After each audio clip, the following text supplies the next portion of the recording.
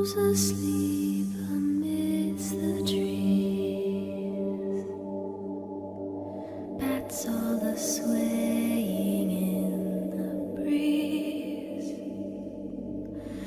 But one soul lies anxious, wide awake, fearing all manner of ghouls, hags, and wraiths. For your dolly Polly sleep has flown, don't dare let her tremble. Hi everyone, this is Hagley Thorne, and I would like to welcome you to Weird Realities Inc., where we talk with some of the world's most interesting authors, podcasters, and filmmakers about their research into paranormal phenomena, ancient civilization, myth, folklore, and their own weird experiences. I'm delighted today to speak with horror, true crime, and paranormal writer and podcaster Jenny Ashford. Her most recent books are a 3-volume true crime contemplation collectively known as The Faceless Villain, a collection of the eeriest unsolved murders of the 20th century. I have to tell you, I agree. They are very eerie, and it was disturbing to read some of it. Also, she has 4 paranormal nonfiction books: The Unseen Hand, The Mammoth Mountain Poltergeist with Tom Ross, House of Fire and Whispers, The Rochdale Poltergeist, and she also writes horror novels, and those are The Red Menace, Bellwether, and The Five Poisons. Anything else? Oh, the graphic novel, The Tenbrist. And Jenny also co-hosts a podcast with Tom Ross called 13 O'Clock, which I have friends who are huge fans, Jenny. So, oh, that's awesome. Welcome, and I'm dying to know what led you down the path from horror writer to marrying true crime with the paranormal. Oh my gosh, it was such a long, strange journey. I guess what initially, I still write horror. I don't have as much time to do it as before. I would like to get back to doing more horror fiction in the future. But what ended up happening was that I had written some horror fiction, and then I ended up meeting Tom Ross, who is now my boyfriend, and we've also been business partners for probably about 10 years at this point. And he's also the co-host of our podcast. And he initially ended up telling me about his Mammoth Mountain Poltergeist case, an experience that had happened to him when he was 12 or 13 years old. And he kept telling me about it. I gotta admit, I didn't really believe it at first because I'm kind of a skeptical of paranormal things. But after a while, he kept telling me, and finally I got some corroboration from some other family members that had also seen it. And so I told him, I said, I'm really into creepy stuff. And when I was a teenager, I was really into poltergeist stuff, particularly like the scientific kind of stuff behind poltergeist, phenomena. So I was like, would you mind collaborating on a book about it? So we did that. We wrote a book about that together. So that was like my first paranormal book. And from that, we ended up meeting Steve Mera, who's a British parapsychologist, and kind of befriending him. And he had a couple of cases that he wanted written up as books. So we co-wrote a couple of things there. And then I kind of did a poltergeist thing. But then later, as it went on, I was kind of like, well, we've kind of covered a lot of the poltergeist stuff that I wanted to cover. I've always really, really been into true crime. And I really kind of wanted to go more in that direction. So I had the idea of doing the Faceless Villain series, which initially it was supposed to be one book. I was going to cover I wasn't going to cover like every unsolved crime in the 20th century because that would just be ridiculous. But I did want to do ones that were really creepy, that kind of stood out to me. And so it was going to be one book, but then the more I researched it, the more I look into it, I'm kind of like, yeah, this is going to have to be several books because this is just way too much stuff. And there was way too much that I wanted to include. And I wanted to kind of delve deep and get into some cases. Obviously you have to cover kind of the ones everybody knows about, like, the Black Dahlia and things like that. But I was kind of more interested in ones that were less well known.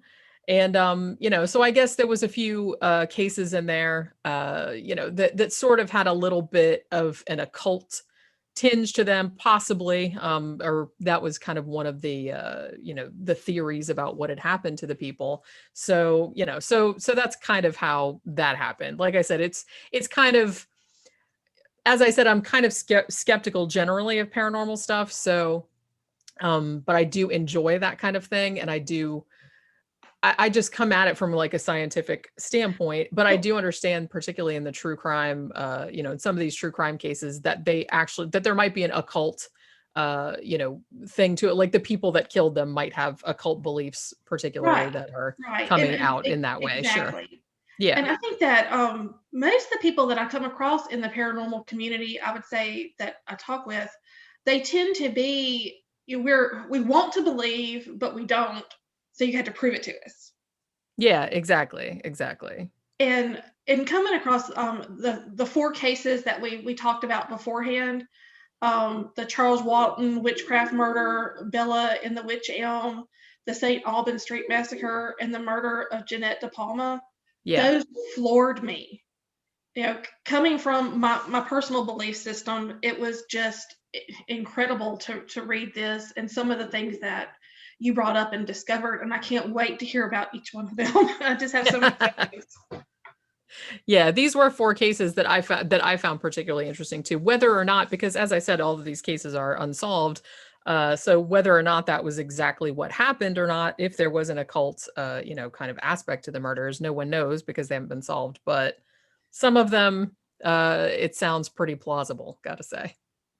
Well, the Charles Walton, the black dogs, that was something that just gave me the shivers. I've heard about the black dogs in Britain for, a number of years, and, just in the history of, folklore and mythology of that area, but never have I heard of a case with this popping up in it.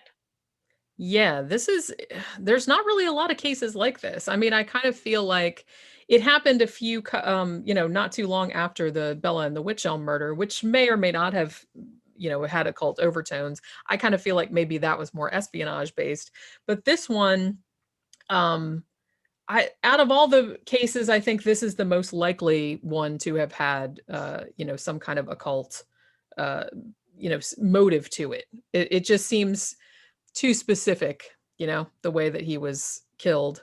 And there really didn't seem to be any other motive, other than that, Well, can you give us the background of the case and kind of explain what happened? Because I had never heard of it. So I'm sure that your stuff, man, you dug up some really good stuff, because I live in Mississippi and I never heard of the redhead murders or the Texas killing fields. Yeah. And that's pretty close. And actually, when I was posted on my Facebook about how excited I was to talk with you, and I mentioned that I'd never heard of the redhead murders, one of my people I graduated from high school with told me, said, well, yeah, there was a girl in the town over from us that she was murdered. It was assumed to be the redheaded murder. And I'd never even heard of it. So it kind of hit close to home, but oh, wow. Yeah, it's crazy how, I mean, even I live in Central Florida, and it's kind of like, I'm amazed at how many crimes happened around here that I didn't know about. It's really frightening, because when you do, I mean, I know that being murdered, I mean, it's a terrible fate and everything like that, but it is still relatively, thankfully, rare for that to happen. But when you go back through, the 20th century, and when you're trying to compile all of these cases from not only the United States, but I did the UK, I did Australia, I did some cases in Europe and Asia as well, if I could get my hands on the research materials. But there are it's almost kind of like bottomless, like it never ends. I had written outlines, and then I would write about one crime, and then while I was researching that crime, they're like, oh, and maybe it was related to this other one. So it sends you down this whole other rabbit hole.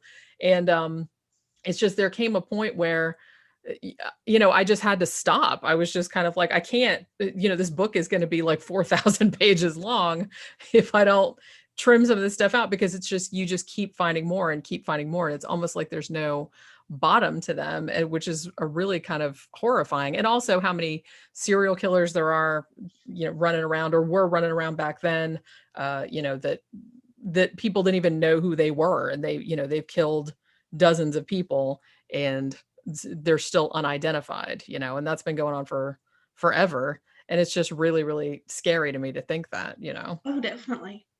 Yeah. Okay. Well, Charles Walton's witchcraft murder. Let's talk about poor Mr. Walton. Yeah, this is a very sad case. This happened in 1945 in England. Now, this guy, he was an older guy. He was 74, and he worked on a farm. He lived in this little town called Lower Quinton. I think he'd lived there pretty much his entire life. He lived there by himself with his niece. His niece was in her 30s. I think that I don't know if her parents had died or whatever, but he had adopted her when she was 3, and she had lived there kind of taking care of him since then. So it's Valentine's Day, it's February 14th, 1945. And Charles goes out about 8 in the morning and he goes to work. Now, he worked on this farm and it was called the Firs, and, like the tree. And the dude that owned it was named Alfred Potter. Now, Charles had been working for this guy for about 9 months, mostly just doing regular stuff, or just, trimming hedges, that kind of stuff. And that's what he was doing on this particular day. So he has with him, he sets out to work in the field, and he has his walking stick because he had rheumatism, so he needed his cane. He had a pitchfork, and he had a bill hook, which I guess is kind of like a curved knife, for scything away, brush or whatever. So he always took that out with him as well. So at this point, he's out there working. And then around 4 o'clock in the afternoon, Charles's niece, whose name was Edith, she gets home and she sees that her uncle isn't home yet. And she gets kind of freaked out about it because he's always home from work by now. So a couple more hours pass by. She gets even more upset about it. So she gets this other neighbor, Harry Beasley, and also the guy that owned the farm, Alfred Potter, and they all go out to look for him. Now, sadly, it doesn't take that long to find him because they knew where he was, the area where he was going to be working that day. So they go out there to see if they can find him. And they do indeed find him, but he has been murdered. Now, his body was found under an oak tree. The cause of death seemed to be that he was bashed in the skull with his own walking stick that still had, bits of skin and hair on it when they found it. Someone had also almost beheaded him with the bill hook. Some reports, and I'm not sure because, as I said, this is 1945, so it's kind of hard to determine which reports are completely accurate and which ones are later, extrapolations or whatever. But some of the reports said too that someone had used the bill hook to carve a cross into his chest. So at this point, like I said, the bill hook had actually severed the trachea, and it was still there, like it was sticking out of the wound in his neck. And also, this is one of the grimmest details, but somebody had used the pitchfork that he had taken to work, and they pushed the pitchfork all the way through his throat so that his body was pinned to the ground. Oh my God. And it was so deep into the ground that it took 2 guys to pull it out. So obviously a very strong person or people had done this. So another neighbor comes by and they sent him to go get the police. And so basically one of the first guys that they are asking questions to, obviously, is Alfred Potter, the guy that owns the farm. Now, his story was that he had been at a pub with his friend at that morning and had left the pub about noon. He said as he was crossing the field, he saw Charles Walton still alive. He was only about 600 yards away. And he said that he had known, he had been managing, he didn't own this farm, but he managed it for the person that did own it. He'd been managing it for about 5 years. He said, I've known Charles Walton, at least that long. He called him, I believe the quote was, a relatively inoffensive type of man. It's weird because it really doesn't seem like he was a loner, he was an older guy, but nobody in the town, it was a very small town, everyone kind of knew each other. Nobody seemed to have any particular, grudge against him or anything of that nature. Why someone would murder him in this particularly horrible way, no one could really figure out. So they did an autopsy. They determined that he had died sometime between 1 and 2 in the afternoon. So it's, pretty much broad daylight. Uh, they were like, well, it possibly could be robbery because maybe his pocket watch was missing, but that it really didn't seem like, I don't know why anyone would go to all that trouble just to steal a pocket watch. But pretty early on, investigators were kind of like, well, okay, the person that did this has to be a lunatic. Or one of the other possibilities that they were looking into was that they had a POW camp. There were an Italian POW camp not too far away from where this farm was. And the guys it was minimum security. So the guys were kind of allowed to, go out on day trips and things. And they were like, maybe somebody from there was wandering around or whatever, because they did find one guy that had been kind of walking around in the area earlier and he had blood on his clothes. So 2 days after Charles Walton was murdered, Chief Inspector Robert Fabian of Scotland Yard, who was actually kind of famous in crime circles, at least in the UK, he shows up and they start investigating this POW angle, but it doesn't really come to anything. They're like, yeah, a lot of the POWs, they kind of went to a play that day in the area, but they did find out that the one guy that they saw that was wandering around with blood on his clothes, he had just been poaching. He'd actually killed a rabbit and ate it. So it wasn't human blood that they saw on him. So that angle was pretty much eliminated right away. They also looked into Charles Walton's best friend, who was an older gentleman named George Higgins, and he had actually been working in a field pretty close to where Charles Walton had been murdered, but they couldn't find anything on him either. He didn't have any particular reason to want his friend dead, and they thought, well, he's basically too frail to have pushed the pitchfork that far into the ground and, done the types of things that they saw in the body. Now, they were pretty sure, like right from the outset, though, the main suspect they were looking at was Alfred Potter, the guy that was managing the farm.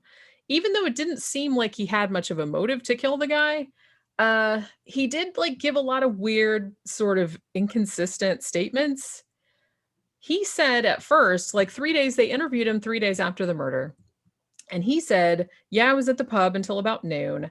And then when I left the pub, I went right home because one of my heifers, one of the little cows, had fallen into a ditch and I had to help the cow out. And I got to the farm about 12:40. But then a few days after that, he said, no, I actually went to the house first and then read the paper and hung out in my kitchen for a little while. And then I went next door to help my neighbor with something. They also found out that the cow he'd been talking about had actually died a day before the murder. So he was seen as a little bit sketchy because his stories weren't really adding up. He also said something that he had seen Charles Walton working in the field. And he's like, well, he had his shirt sleeves. He had short sleeves on. And he's explicitly mentioned that in his first interview. However, when the body was found, Charles Walton had a jacket on because, it was February, so it wasn't really all that warm. And another thing that kind of pinged the authorities' radar was that one of the cops mentioned to him, oh, hopefully we can get some fingerprints off of the murder weapons because they had all been left there. And Alfred Potter kind of went out of his way to say, oh, well, when I discovered the body or when I walked up to the body, I touched everything. So my fingerprints are going to be on there. So that seemed a little fishy. So like I said, he didn't really seem to have any motive for killing the guy, though, even though he couldn't really, and there wasn't really any evidence tying him to it. It's like some people were like, well, maybe, they had a dispute over wages or something, but it actually seemed like the opposite because Alfred Potter, he was having Charles Walton, this older man, work for him. And what he was doing was that he was essentially paying, he was telling the guy that owned the farm that Charles Walton was working more hours than he actually worked. So then he was paying Charles Walton his wages, but then he was pocketing the difference. So it was actually kind of a good arrangement for him. So it seemed kind of dumb for him to want to kill the guy because he was getting some extra money out of it. So at this point, they're kind of like, okay, well, he seems like the most likely suspect, but he didn't really have a motive. So then they start looking into the way that he was killed and maybe that it had something to do with the occult because, as I said, it seemed almost ritualistic, like the way he was. And it was strange that it was like the middle of the day and it was, he was hit with the thing and then the throat and then possibly the cross and then the pitchfork. And it just seemed very specific. So at this point, some of the things that are pointing to it being kind of an occult murder.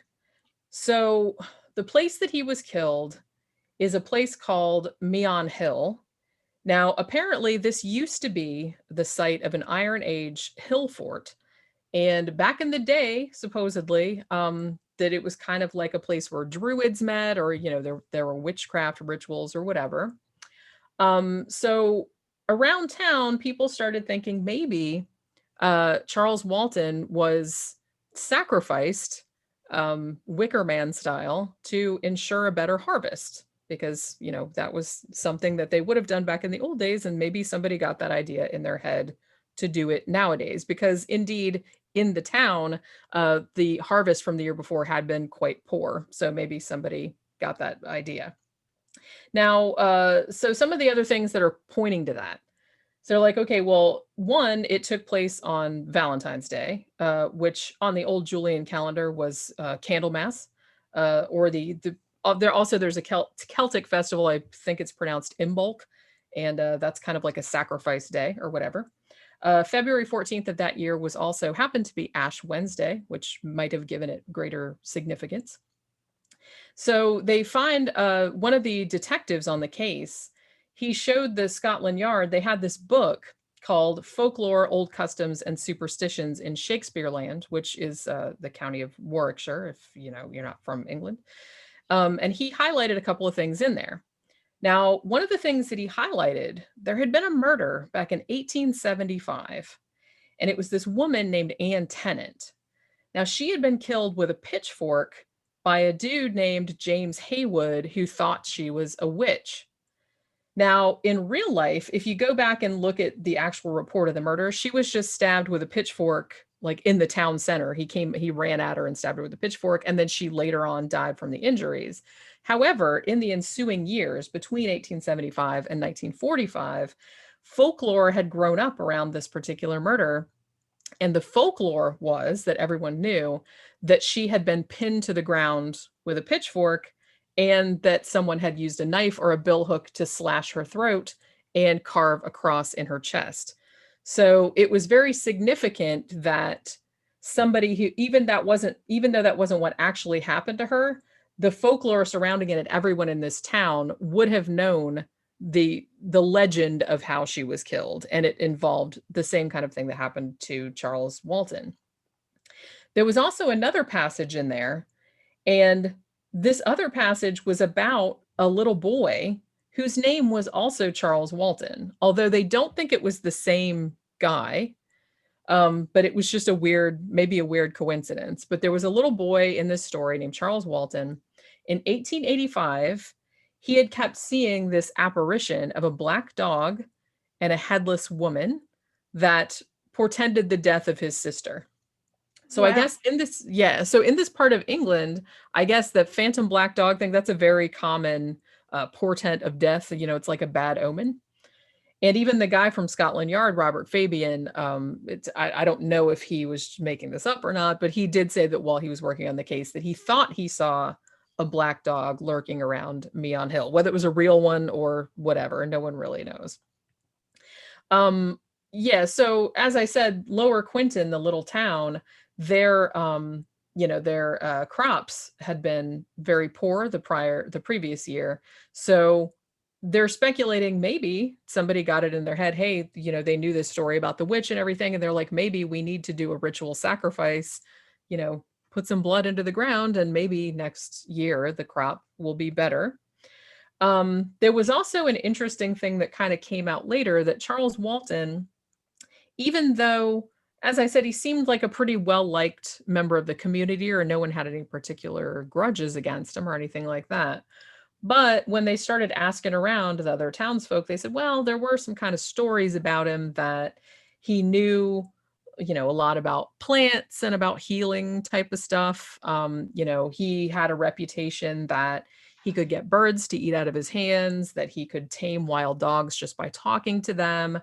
Some townsfolk even thought that maybe he was into black magic a little bit, that he had cursed people's cattle at some point, or that he could blight fields, like he had an army of toads that he would send out and they would, mess up the fields and everything. So yeah, so there were some rumors swirling about him. So like I said, that kind of made it more likely that maybe somebody in the town was kind of like, well, maybe he's powerful in black magic, and maybe if we sacrifice him, that'll be even more powerful and that'll make the crops grow better. So basically they interviewed every single person in this town, which was less than 500 people at the time. There were actually, I think later reports said that a lot of the people in the town didn't want to talk to the police. So there was kind of like I don't know, kind of like a layer of, conspiracy theory about it. But that's not entirely true. They said most of the residents were perfectly happy to talk to them, and it wasn't as bad as it kind of, as people perceived it to be later. But they really never could find anyone in particular that, as I said, had motive, or they never found any physical evidence of any kind, who would have killed this poor man. And as I said, it's this case, it's over the years, I think the occult thing has come way more to the fore. So even to this day, as far as I am aware, in England, the murder is still known as the witchcraft murder. And it's also actually the oldest unsolved murder in the Warwickshire constabulary records. So there's that as well. That's the thing, 1945, I'm really not sure if this will ever be solved, sadly, because it really does seem like just someone, I don't think there was any particular motivation other than maybe that. I don't think anyone hated the guy. I don't think there was, I don't think there was any kind of like normal motive. There just didn't seem to be. And it just seemed to me very strange that someone would go through all of that to kill him in the middle of the day when someone easily could have walked by and seen it. I mean, no one did, but just listening to your account, it makes me think that it was someone lost their mind, beat him to death with a stick, and then tried to cover it up and make it look like a ritualistic killing with the other stuff. It could have been that as well. And in that case, I do think, I mean, the Scotland Yard guy, Robert Fabian, he was pretty much convinced. He thought that Alfred Potter was the killer, and he didn't know exactly why the guy would have killed him. He didn't really seem to have a motive, but he was just saying, he was in the area.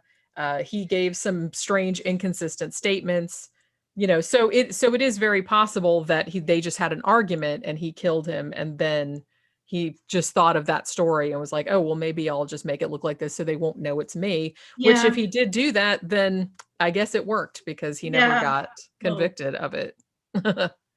Red herrings everywhere. It is. It's really, yeah. This is one of the creepiest cases that I discovered, Well, just from what I read, he seemed like such a peaceful little man, and he minded his own business, and and then that happened to him, and then it's sad, because that's probably like that. Now that's the only thing that people remember about him, is just the way that he died, which is really awful. Yes. So Bella in the Wych Elm, you said that came before the Charles Walton? Yeah, this was a little bit before. And as I said, this one seems more like, I mean, this is a much better known case, because it just has all these really weird details. This one, it did have a little bit of an occult, like there was maybe some occult kind of stuff going on, but I suspect that this one maybe had more of an espionage type of thing to it, but no one is entirely sure, obviously. But yeah, this happened in also in the 40s. This was 1941. Now, what happened with this, or actually this was 1943, so it was 1943. So again, this is another part of England. It's Birmingham this time. And there are 4 little boys, and they're in the woods, and they're looking for birds' nests. And they're on this kind of acreage known as Hagley Wood. And this is an estate this guy named Lord Cobham. It's his estate. And so they're kind of sort of poaching a little bit, but, looking for birds' nests. So they see this tree. It's a witch hazel tree. And one of the kids, Bob, he climbs up to get the nest down. Now, when he looks down into the tree, which was, I guess it was a dead tree and it was hollow in the middle. So he glances down and he sees something down there that he thought was an animal skull at first. So being a little boy, he's kind of like, oh, neat. So he goes in there and gets it. But then he looks at it and obviously it's a human skull. It still has hair on it. So at this point they're like, okay, well, this is human remains and we're not supposed to be on this property because we're poaching. So let's just put it back where we found it and we'll forget this ever happened. So that's what they did for a few hours. Later on that night, one of the boys, the youngest one, whose name was Thomas, he basically broke down and told his dad what they had found. So they call the police and they all go there the next morning to check it out. So inside the tree, they found obviously the skull, which had been found earlier, but they also found most of the rest of the skeleton, except for one of the hands. For whatever reason, which, like I said, this is one of the things that makes people think that maybe there was an occult thing with it, was that one of the hands was actually buried near the base of the tree rather than inside the tree with the rest of the body. Well, that's crazy.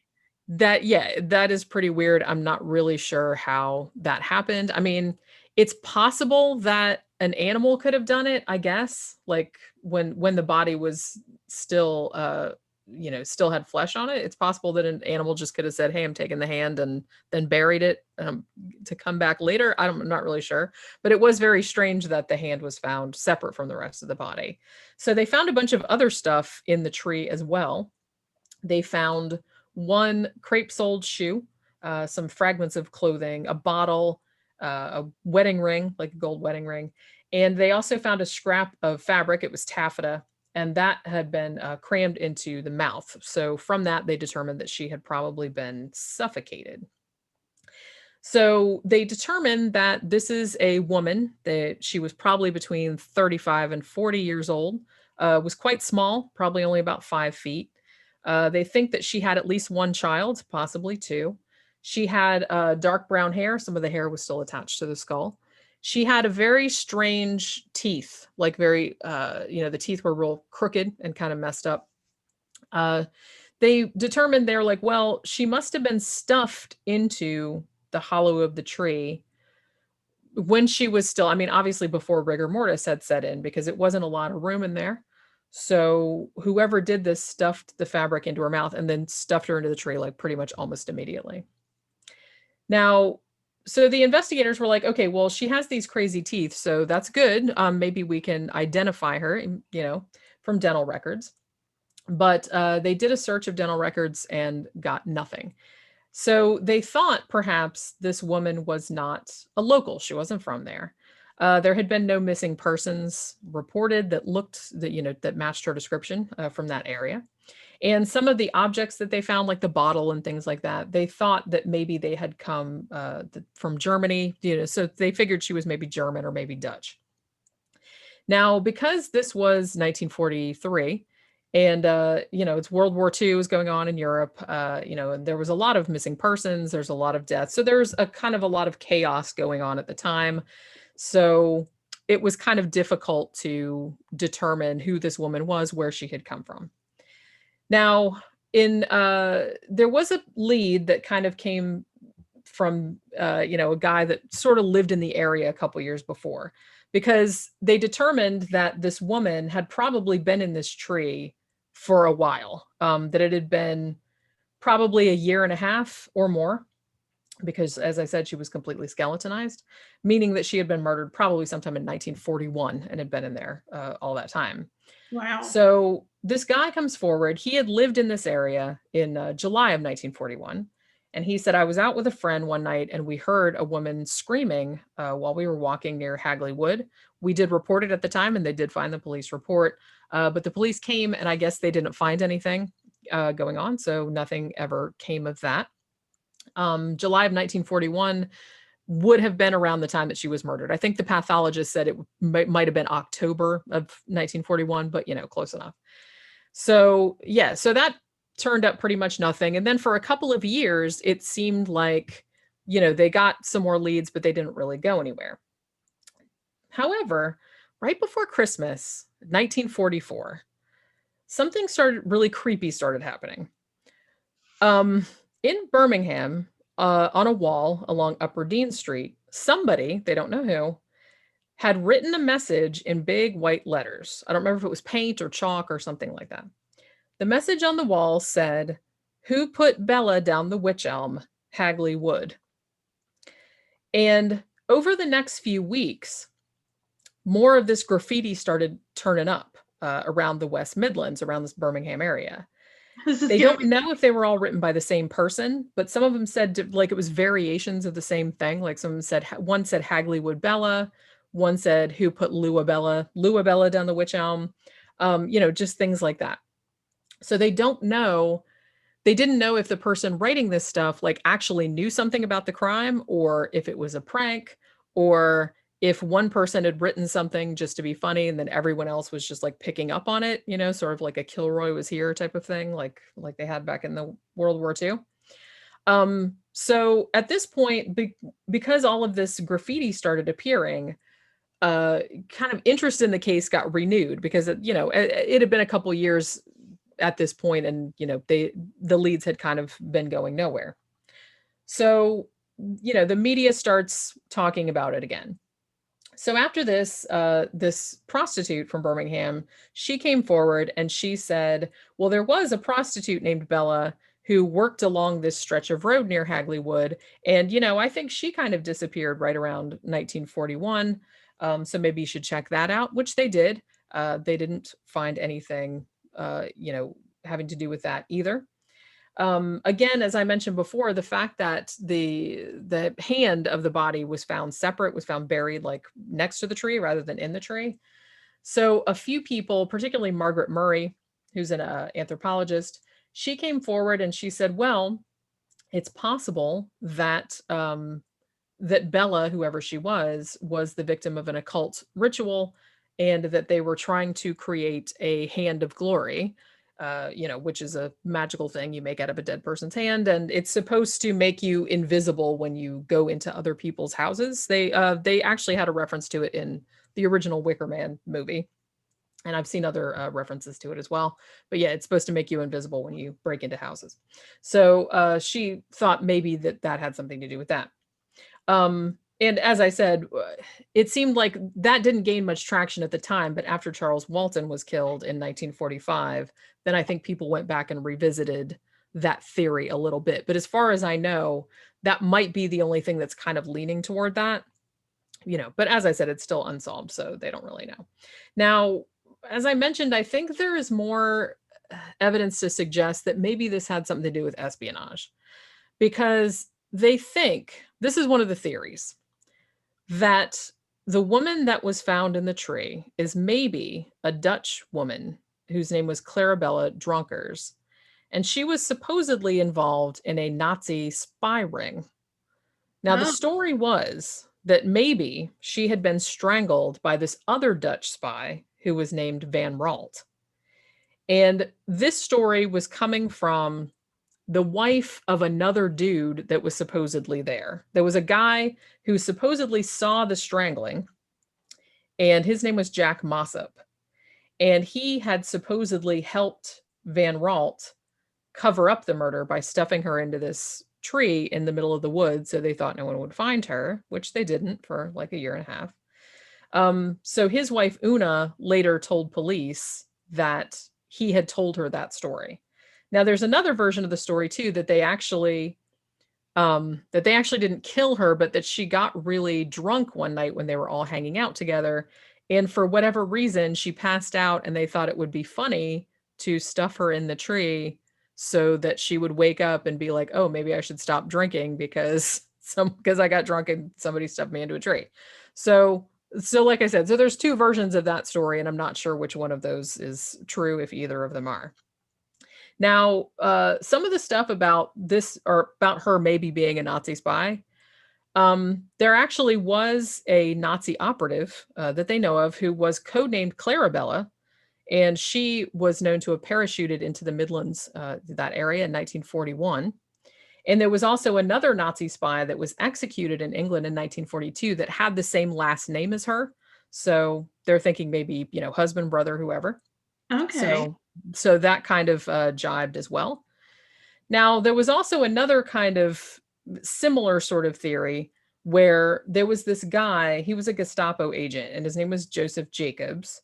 Uh, Fun fact, he was the last guy that was ever executed at the Tower of London. So, when he died or when he was executed, they found in his stuff, they found a picture of his girlfriend who was a German actress and a cabaret singer. And her name was Clara Bowerly.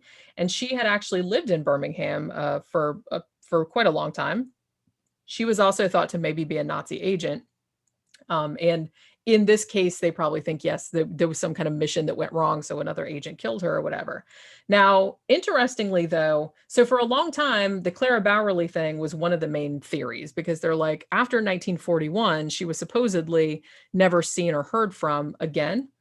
However, Clara Bowerly was actually quite tall. The woman in the tree was actually, they think, was only 5 feet tall. And when I was researching this, because this actually came out like after the book came out, but in 2016, they actually found that Clara Bowerly had died in December of 1942. And they knew where she died. She died in Germany, in Berlin. So they determined that that was not her. So basically, even up to now, I think the most recent, the graffiti still turns up. People at this point, like I said, in unsolved mysteries circles, it's a fairly well-known case.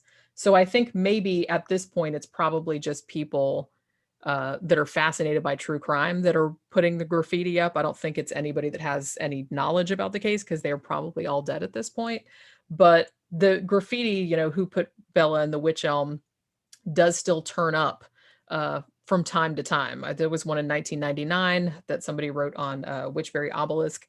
And also 2016, I think somebody wrote it on a wall on a fence, like near where her body was found. So it is still a pretty fascinating case. As I said, I feel like the occult thing came more to the fore after the Charles Walton murder, late after she was murdered.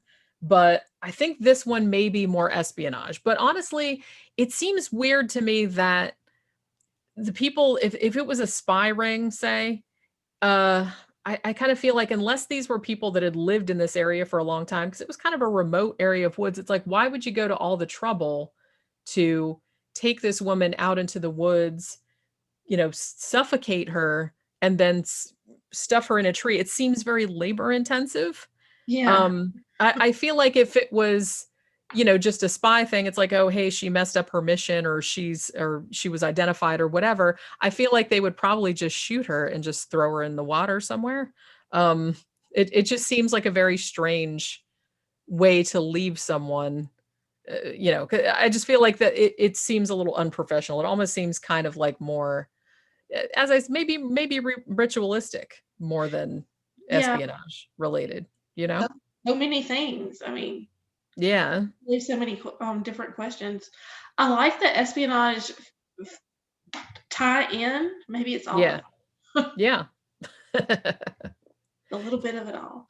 But Yeah, it's got something for everybody. Oh, God. so the St. Auburn Street massacre, that's more, and it happened in the U.S., didn't it? Yeah, that happened in Detroit. One thing that fascinated me, I don't know, I might have mentioned this on one of our podcasts or something at one point, but one thing that fascinated me researching a lot of these cases, particularly from the early 20th century, which for some reason, I guess because we know that the ones from the early 20th century will probably never be solved just because so many of the witnesses have died, they didn't have the forensic evidence or anything. So maybe these are like a lot more fascinating to me because they'll always be mysterious. Mm-hmm. But one thing that I noticed, I mean, there were so many axe murders in the early part of the 20th century that I was just kind of floored. And I really don't know. I thought maybe it was because maybe an axe was a more common like weapon of opportunity back then, because I seem like everybody knows about the Villisca axe murders, right? That happened in 1912. And there was also, not it wasn't the Atlanta River, but the Axeman of New Orleans, which is Mhm. also a very famous case. That was also early Well, 1900s. it's Lizzie Those were, Borden. yeah, those were also axe murders. But it's like there were so many. And honestly, when I was writing about Villisca, there were a whole bunch of other axe murders that happened right around that time that maybe I don't know if they were all the same person, but it did seem like someone was kind of going around on the trains, like around the Midwest, That's um, interesting. axing people, like breaking into people's houses and axing entire families. So when this one, the St. Aubin Street massacre, was kind of like that. It was a family annihilation, and it was also a really gruesome axe murder. That this one also seemed like it probably had some kind of occult tie-in as well. But yeah, this happened in 1929. And so this guy, Benny Evangelist, he was actually born Benjamin Evangelista. He was from Sicily. And he had immigrated here in the early 20th century with his family. So he had a wife, Santina, and they had 4 kids. They had one that was 8, one that was 6, one that was 4, and one that was 18 months old. So they had a house on St. Aubin Street in Detroit, Michigan. Now, in 1906, Benny said that he had a vision from God. And he started billing himself as like a mystic and a healer. And he started essentially like a little religious cult or a little sect that was called the Union Federation of America. And he also wrote sort of the Bible of the sect, which was called The Oldest History of the World Discovered by Occult Science. This was kind of like strange because it was a Christian offshoot, but it also had kind of some pagan stuff mixed in, a little bit some voodoo, that kind of stuff. So I don't know, it just had this just very strange kind of amalgamation of beliefs. That was the thing that kind of fascinated me about it was him being Italian and the voodoo tie-in. Yeah. I was like, how did that even happen? Yeah, and particularly back then, it wasn't, I mean, like nowadays, it's very easy to come Yeah, by yeah. information about that. But like 1929, that seems like something that you would really have to seek out on purpose, unless it was a case of maybe him just like some of the rituals that he used maybe just reminded people of voodoo, and maybe it was just like coincidental. It might have been Yeah. that as well, but I don't know. Yeah, it just seemed like a strange, like he had an altar in the basement that had like a big light up eyeball and all these kind of wax effigies that were supposed to be different stars and planets and things like that. So, yeah, so he had this sect going. He was also a carpenter. That was like his day job. But he made more of his money actually with the church, with the sect, because he had like healing services that he would give to the followers. And back then he was charging like $10 per session, which is in today's money about $150. So, not bad. Yeah. And he was making quite a bit of money doing that. And he would do just kind of mystical intervention type stuff, uh, I don't know. I don't think he did curses or anything, but he was just kind of like, oh, you want happiness with your family and this and that. So he's giving blessings or whatever. So, so one evening, this is Tuesday, July 2nd, 1929, Benny stops by this house in his neighborhood, and this house was going to get torn down the following day.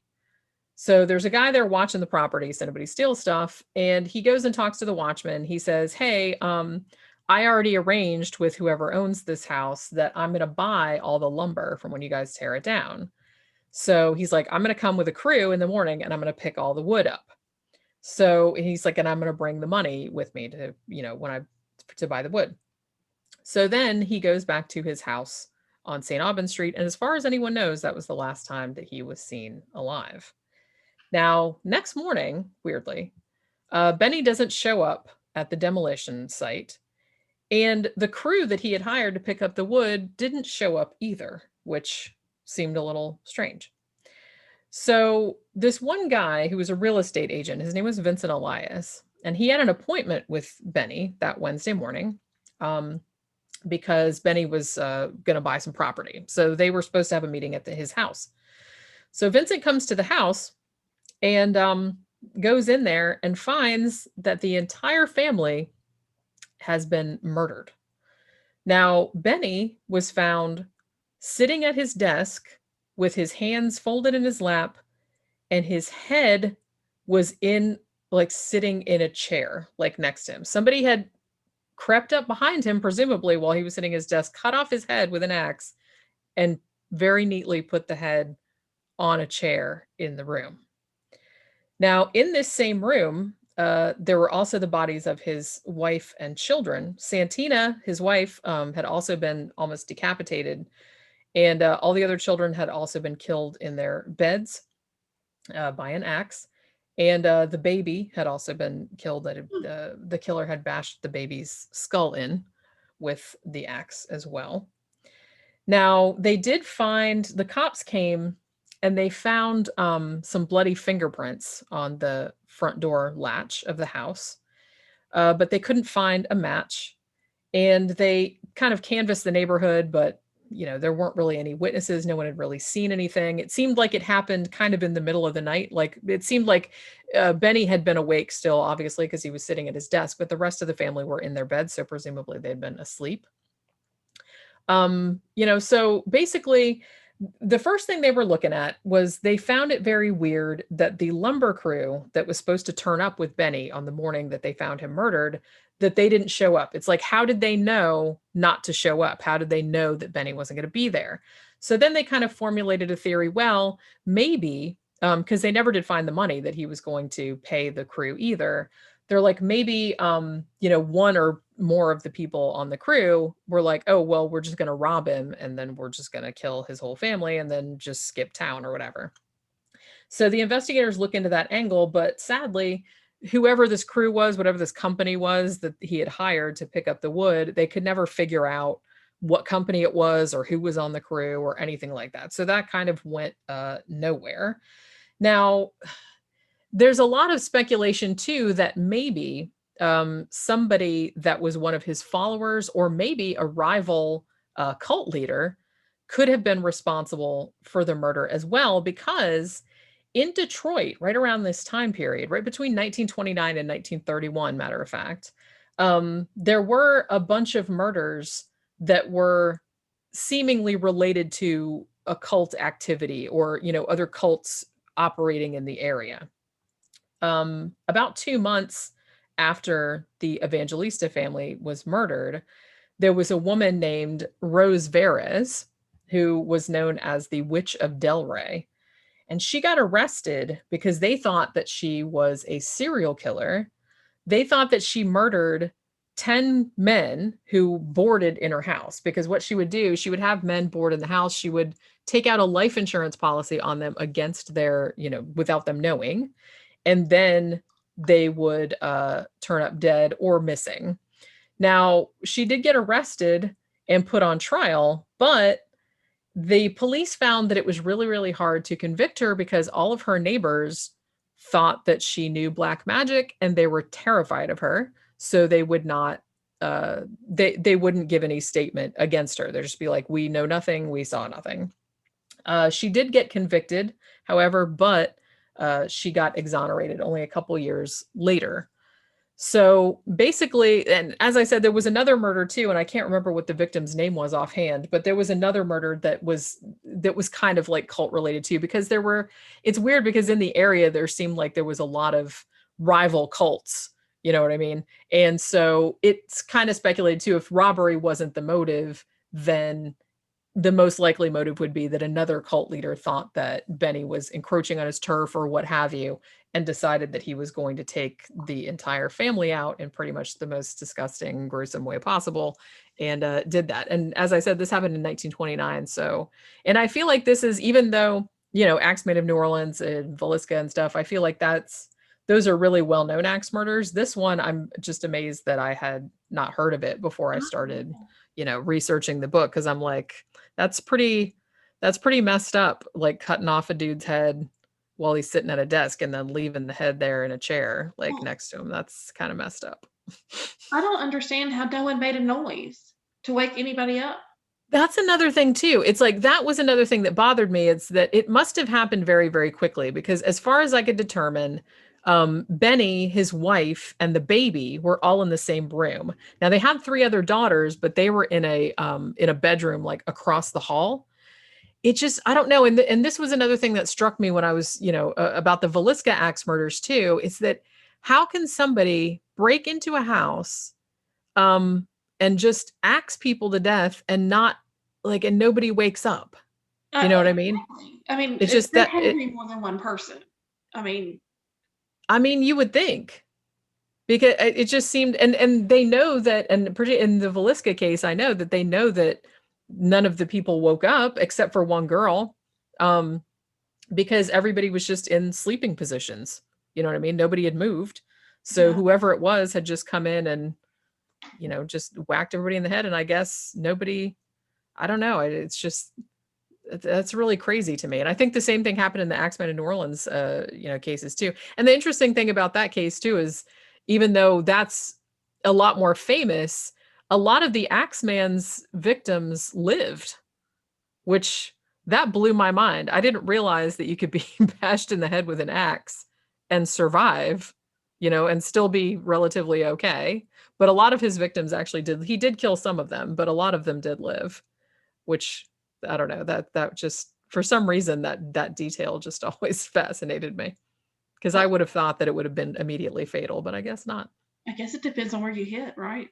I suppose so. And I think too that his thing was, I think he usually used the back of the axe, like rather than the business end, so it was almost more like a bludgeoning than because I think that was what happened in Villisca too, because I believe in the Villisca case, they even had, there were marks from the axe blade in the ceiling where the killer had, hit the victim with the back of the axe and then pulled his arm back, and and then the blade went into the ceiling because there were blade marks up there. So they're using the back of the axe rather than the front, which it doesn't make it any less horrible. It's just kind of, it's even more so weird that they're quiet. I mean, yeah, it's. I mean, I sleep hard, but not that hard. Yeah, that's what I mean. It's just, my goodness, my cat jumps on jumps on the bed and I wake up, and she only weighs 9 pounds. So I don't think anybody's coming in there with an axe, and I'm just like, not gonna. I don't know. I can't say, but I don't know. Maybe some people are just really, really heavy sleepers, I suppose. Well, we're getting close to an hour, and I'm going to take the opportunity to ask you some personal questions, if you don't mind. Oh, I don't mind at all. Not like too personal, but so okay. I can tell you're very enthusiastic about the true crime stuff, because it's obvious that you love what you're doing.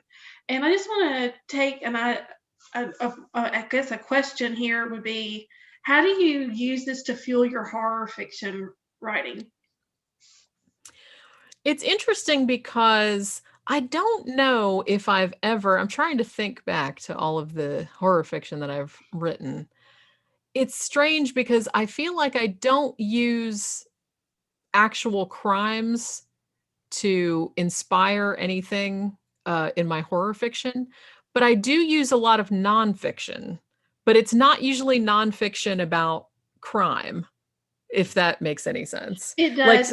Like I'm trying to think of, like, I know a couple of stories I've written, one I wrote after I had read this book about, like brainwashing techniques, it was all that MK Ultra kind of stuff. Mm-hmm. And I read a book about that, and I thought that was really fascinating, and that would make a cool horror story. And so I kind of base a lot of horror fiction on nonfiction, but not necessarily crime. It's interesting because I almost kind of feel like when I write horror fiction, I like supernatural stuff. I like not necessarily monsters, but I like ghost stories. I like a lot of psychological horror and stuff. And I don't, because I'm a big horror fan as well. I love horror movies. I love horror novels, and have ever since I can remember. And when I watch a horror movie or I want to write a horror story, I almost always want to write like something about haunted houses or or even witches or something like that. I don't usually gravitate to fiction that's based on true crime. You know what I mean? Like I like slasher movies and stuff, but it's not my favorite genre. It's not usually the first thing that I go to. So I don't want to say that I don't like horror fiction that's based on true crime. It's almost kind of like I like to keep the two things separate, because like, oh, this is real shit and this is, you know what I mean? But I don't know, it's kind of like a strange, because I feel like if I'm writing horror fiction, it's like there's so much terrible stuff that happens in true crime. It's almost kind of like I want to go more supernatural with the horror fiction, because it's like if you want to read about something horrible that really happened, it's just like go read about this case that really happened. You know what I'm saying? Exactly. Yeah. Like for me, I hear little bits of things and it will stick with me. Like when I was reading about Mr. Walton's story, Yeah. the thing that struck me was them saying that the sheer look of horror in that man's eyes. And Yeah. that's what I mean, is, oh my God, what inspired the horror? He saw the person. Was it a person? What was it? I'll take something like that and marinate on it. And I just wondered if you did something similar when you came across like something specifically creepy or crazy. sometimes, I mean, particularly because like I said, I feel like I'm fascinated by true crime in general, but the most fascinating cases to me are ones that have aspects like that where it's just completely weird. It's just like, why was this person murdered? Why did the killer feel the need to do this particular weird thing? Why was the game That kind of stuff will inspire fiction. You know what I mean? Because I'm trying to put myself in the mindset of why someone would do that. Why was the body left this way? Why? You know what I mean? So I like ones, I know that's a weird thing to say. I like crimes where they have like very, very strange, inexplicable details. You know what I mean? I'm fascinated by like the Somerton man case and all that kind of stuff, where there's just all these little weird details that seem like they don't make any sense. And you just can't figure out, what was the process that led up to them being found this way. Exactly. Well, Jenny, I have totally enjoyed you being on the show today, and I hope that you'll come back when you have some time. So, and will you like to tell our listeners where they can connect with you online? Oh gosh, anywhere. Probably the best place to start is my website, which is just www.jennyashford.com. And that has links to pretty much everything, all my books, podcast, everything. Also, if you go on YouTube and you search 13 o'clock podcast, you'll find the podcast that I do with Tom Ross. We do paranormal stuff. We do true crime stuff. We do movie reviews. We even started doing food, like cooking show, because that's another thing that we do. We just started that a couple weeks ago. But yeah, I do book reviews, like horror books and stuff. So we have pretty much like something for everybody. And we put a video up, at least one video up pretty much every day. That's kind of our main thing at the moment. But yeah, and if you go on Amazon too and search Jenny Ashford, I have an author page on there with all my books and all of that. And I will be posting links in the description of the show too. But I've totally enjoyed it, and I really do hope that you'll come back the next time you have a book or anything new coming out. We totally would love to have you back. James is going to be so upset. He actually grew up in Detroit. Oh man. He's gonna hate that he missed that. And I wish that we had longer to talk, but I don't want to keep you. So, it's no problem. And as really, thank you so much for having me on. This was a really good time. Well, perfect. And like I said, anytime you want to come back, just let me know and we'll make it happen. All right. Okay, awesome. All right. Well, that's going to do it for today, guys. I hope you enjoyed today's show. We have some great Wyrd Ink sessions scheduled for the following week. So be sure to like, subscribe, or follow so you can get a notification when we drop new content. And that's going to be me letting you know Wyrd Realities will be out again at the end of the month. And thank you very much. And we will talk to you then. Keep it weird.